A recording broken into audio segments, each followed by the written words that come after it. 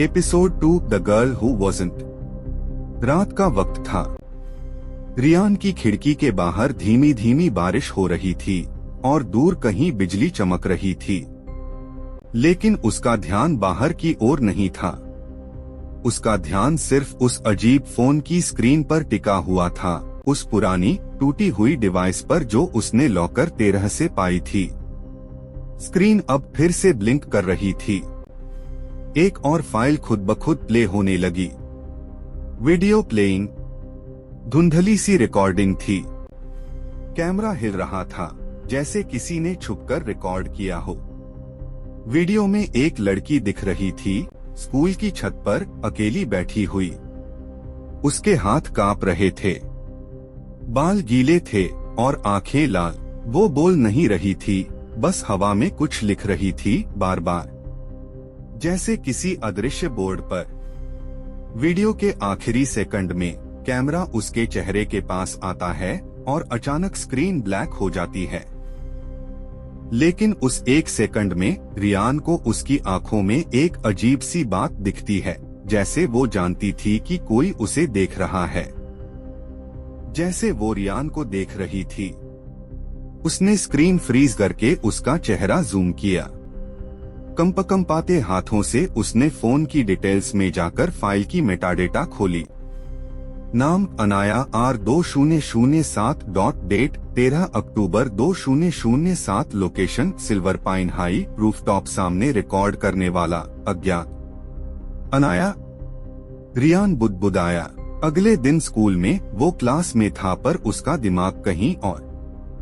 जैसे ही पीरियड खत्म हुआ, वो सीधे लाइब्रेरी की ओर बढ़ गया। लाइब्रेरी की दीवारों पर अब भी पुरानी तस्वीरें टंगी थीं, स्कूल की ट्रॉफियां, क्लास फोटोज और वार्षिक कार्यक्रमों के स्नैपशॉट।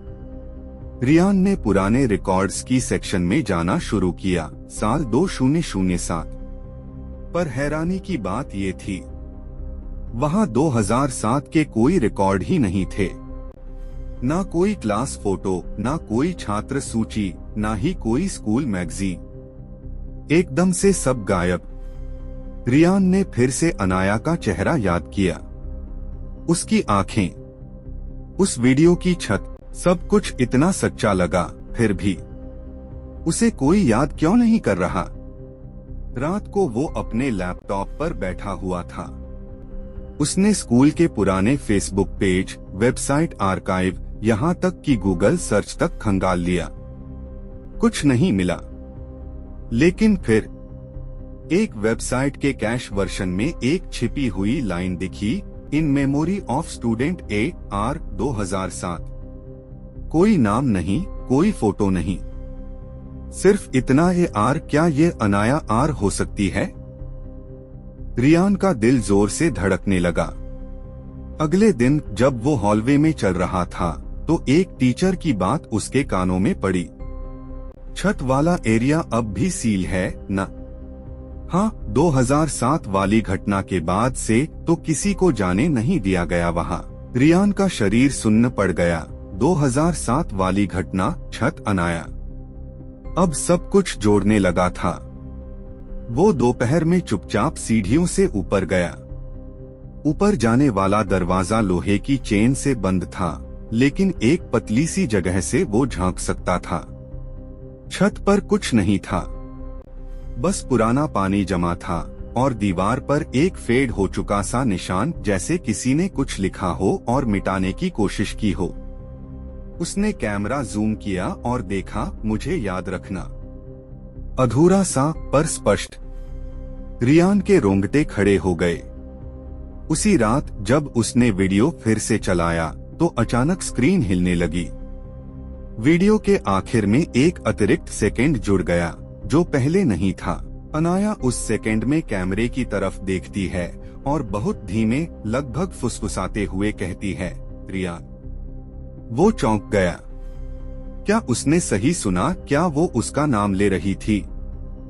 रियान ने जब अनाया नाम की उस लड़की का जिक्र किया, तो ज्यादातर लोग उसे ऐसे घूरने लगे जैसे वह कोई बेतुकी बात कर रहा हो। 2007 में कोई अनाया नहीं थी इस स्कूल में, प्रिंसिपल के ऑफिस की क्लर्क ने कहा। उसकी आंखों में झुंझलाहट और हल्की हंसी के भाव थे। रियान ने अपना सिर हिलाया, मगर ये रहा सबूत, उसने फोन स्क्रीन दिखाया। वीडियो में अनाया छत पर बैठी थी। पृष्ठभूमि में स्कूल की इमारतें साफ दिखाई दे रही थीं। लेकिन क्लर्क ने बिना देखे ही जवाब दिया, वीडियो फर्जी हो सकता है। हम ऐसे सैकड़ों वीडियो देखते हैं। रियान समझ गया, जवाब यहाँ नहीं मिलेगा। लेकिन उसकी जिज्ञासा अब जुनून में बदल चुकी थी। स्कूल के पुराने रिकॉर्ड्स की खोज। रियान ने तय किया कि वह खुद स्कूल के पुराने रिकॉर्ड्स खंगालेगा। वह लाइब्रेरी पहुंचा, जहां हर साल के छात्र रिकॉर्ड्स एक लकड़ी की अलमारी में रखे गए थे, धूल से ढके, पीले पड़ चुके कागज।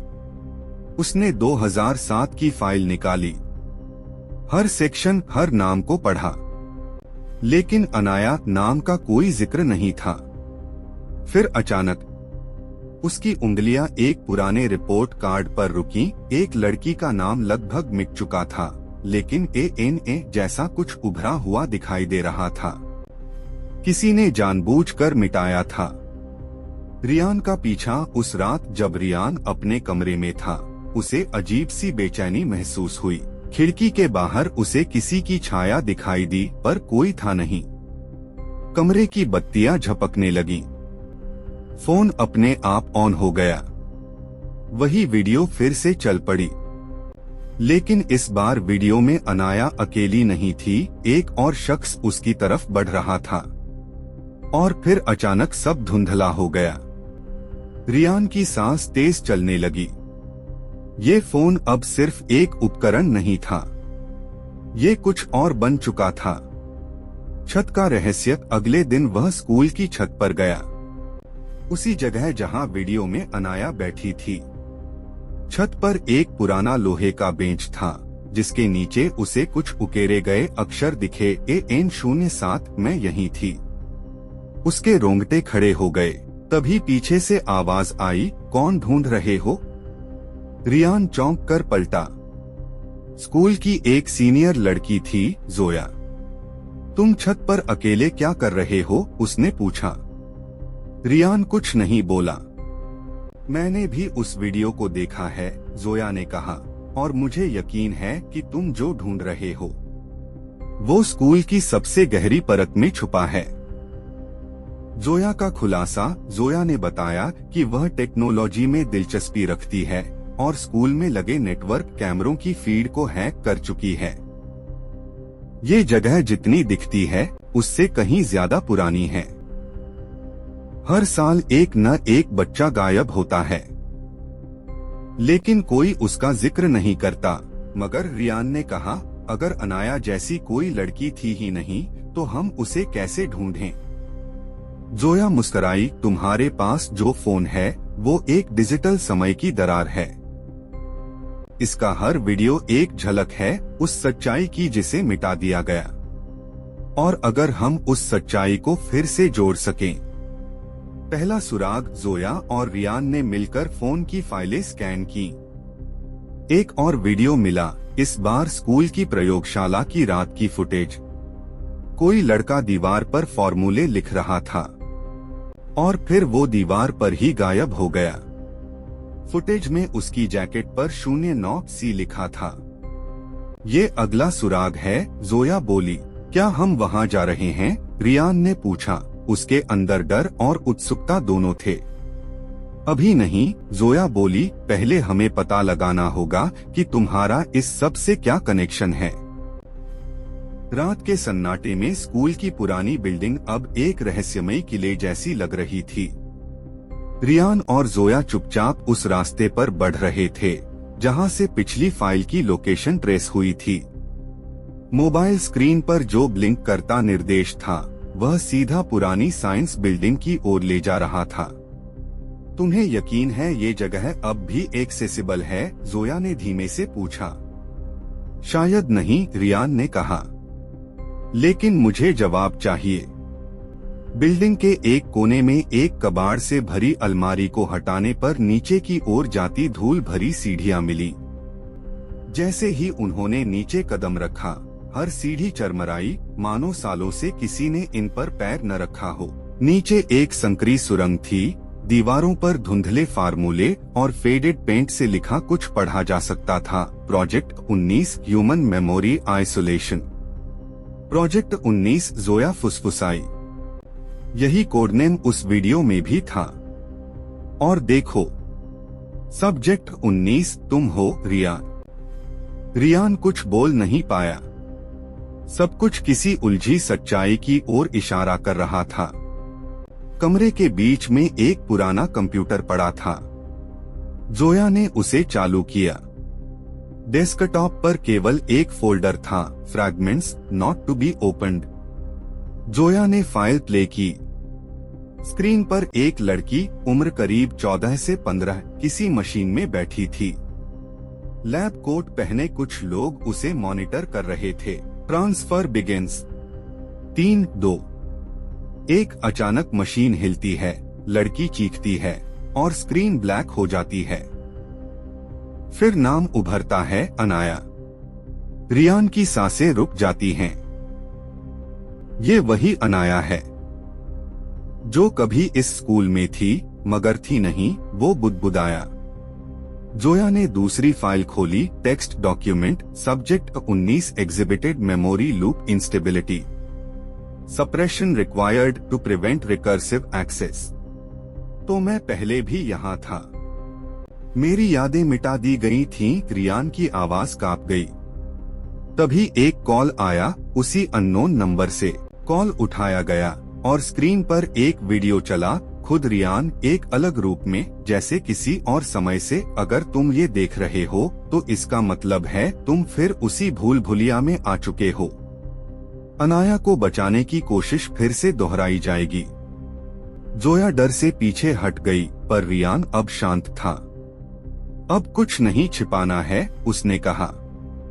अब सच सामने लाना होगा। रियान की आंखें अब किसी और ही दुनिया में देख रही थीं। सामने लोहे का दरवाजा था, भारी, जंग लगा, और उस पर मोटे अक्षरों में उभरा था, memory core restricted access. Zoya पीछे खड़ी कांप रही थी। तुम्हें लगता है अंदर कोई है? सच में? रियान ने सिर हिलाया। कोई नहीं, कोई थी। उसने दरवाजे की हैंडल घुमाई और झटके से दरवाजा खुल गया। अंदर एक गोलाकार कमरा था, जिसके बीचों बीच एक ग्लास चेम्बर रखा था। उस चैम्बर में एक लड़की बैठी थी। उसकी आंखें बंद थीं, पर उसके चारों ओर चमकती लहरें घूम रही थीं। मशीनों से कई तार जुड़े हुए थे। दीवार पर एक स्क्रीन जल उठी खुद ब खुद। Conscious entity Anaya, status semi active. Zoya ने कंप्यूटर टर्मिनल पर देखा। एक प्रॉम्प्ट झलक रहा था, इनिशिएट इंटीग्रेशन। क्या होगा अगर हम हाँ करें? जोया ने पूछा। शायद वो जाग जाए। पूरी तरह, रियान बोला। अतीत की पुकार। रियान ने बटन दबा दिया। चैम्बर में नीली रोशनी तेज हुई। अचानक कमरे में हवा भारी हो गई। मशीनें शोर करने लगीं और स्पीकर से एक धीमी गूंजती आवाज आई, रियान। लड़की की आंखें खुलीं और उनमें वो डर, वो गहराई थी जो इंसान से ज्यादा किसी याद की होती है। तुमने फिर से रास्ता ढूंढ लिया, अनाया की आवाज गूंजी। पर इस बार कुछ अलग है। क्यों? रियान ने धीरे से पूछा। क्योंकि अब तुम्हारी यादें तुम्हारे खिलाफ हैं। आखिरी फंदा। कमरे की लाइट्स तेज चमकने लगी। स्क्रीन पर लिखा आने लगा, memory link established, subject 19 initiating merge. Zoya ने कंप्यूटर की तरफ देखा। ये उसे तुम्हारी चेतना से जोड़ रहा है। रुको, रियान चिल्लाया। लेकिन देर हो चुकी थी। चैम्बर से निकलती लहरें सीधे रियान के सिर की ओर बढ़ने लगीं। उसे अजीब सी खिंचाव महसूस हुई, जैसे कोई उसकी यादों को पलट रहा हो, झांक रहा हो उसके बचपन, उसके सपनों और हर उस पल में जो वो खुद भूल चुका था। अब तुम समझोगे कि मैं कौन हूँ, अनाया बोली। मैं एक प्रयोग नहीं, एक चेतना हूँ जिसे तुमने खुद बनाया था। अंतिम द्वार। रियान बेहोश सा हो गया, लेकिन तभी जोया ने इमरजेंसी बटन दबा दिया। प्रोटोकॉल ब्रेकिंग सिस्टम गूंजा। दरवाजा धीरे धीरे बंद होने लगा। जोया ने रियान को खींचकर बाहर निकाल लिया और दरवाजा जोर से बंद हो गया। अंदर अनाया की चीखें गूंजती रहीं।